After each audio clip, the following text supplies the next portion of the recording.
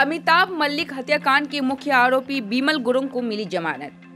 Police अधिकारी हत्या मामले में बिमल गुरुंग को जमानत मिल गई है। अमिताभ मलिक हत्याकांड के मुख्य आरोपी बिमल गुरुंग को जमानत मिल चुकी है। Every drop of water counts. SBM Gold's water tank is the most sustainable and durable water storage solution available. Our hashtag असली commitment.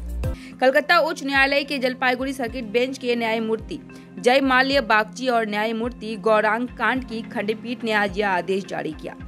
गौरतलब है कि 2017 में गोरखालैंड मुद्दे पर बिमल गुरुंग के नेतृत्व में माहौल गर्म हो गया था और एक गुप्त सूचना के आधार पर एक बड़ी पुलिस बल ने बिमल गुरुंग को गिरफ्तार करने के लिए दार्जिलिंग सदर पुलिस स्टेशन क्षेत्र में एक गुप्त शिविर का छापा मारा था और उसी समय गोलीबारी शुरू हो गई।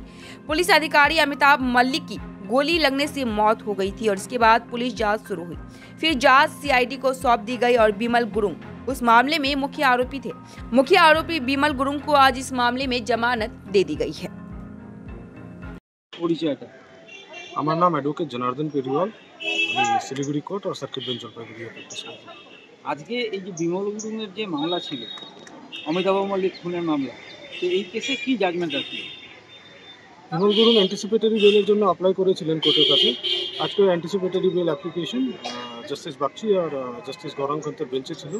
আজকে ওটা অ্যালাউ করে দেওয়া হয়েছে, অ্যান্টিসিপেটরি বেল অ্যালাউ হয়েছে। আচ্ছা, এই ঘটনাটা যদি একটু বিস্তারিত বলেন। এটা অ্যাজিটেশনের সময়ের ঘটনা, যেখানে একটা অ্যালিগেশন ছিল বিমল গুরুংয়ের আগেনস্টে আর ওনার পার্টির বিভিন্ন মেম্বারদের আগেনস্টে, যে যখন ওনার ক্যাম্পে যখন রেড করতে যায় তখন একটা ফায়ারিংয়ের সময় অমিতাভ মল্লিকের মৃত্যু হয়ে যায়। ওনার উপরে অ্যালিগেশন ছিল যে এই মার্ডারে ওনার হাত আছে আর উনি শামিল আছে, আর ওনাকে একসময় বলা হয়েছিল যে উনি মেন অ্যাকিউজড আছে। আচ্ছা, এই মামলা কার কাছে গেল এবং আলটিমেটলি আজকে তাহলে কি জাজমেন্ট? এটা জাস্টিস বাগচির বেঞ্চে ছিল। আজকে মানে মামলাটা কে দেখছিল? এটা ইনভেস্টিগেটিং এজেন্সি, স্টার্টিং এ পুলিশ ছিল, তারপরে ম্যাটারটা সিআইডি কে হ্যান্ড ওভার করে দেওয়া হয়েছিল। সিআইডি ইনভেস্টিগেটিং এজেন্সি ছিল, সিআইডি চার্জশিট জমা করেছে। এটা কোন পিএস এর কেস এবং কবে কার কেস? এটা সদর পিএস এর কেস 2017 এর।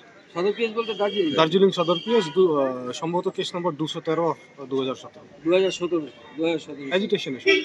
আচ্ছা, তাহলে কি কেসটাতে প্রমাণ পাওয়া গেল না যে বিমল গুরুংই দোষী? দেখুন, প্রমাণ তো ট্রায়াল স্টেজে পাওয়া যায়।